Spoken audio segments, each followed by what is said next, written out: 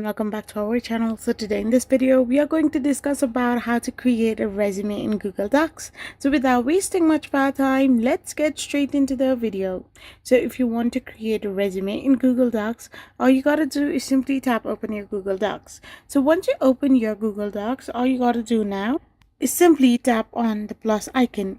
Once you do this, tap on choose template. After tapping on choose template, there you can find different templates that can help you build your resume. So you can simply select between all these templates. So I'm choosing Sheriff, and once you choose one, you will be redirected to this page. Now all you gotta do here is simply edit the text. Your name, you can simply type in your name instead of this initial.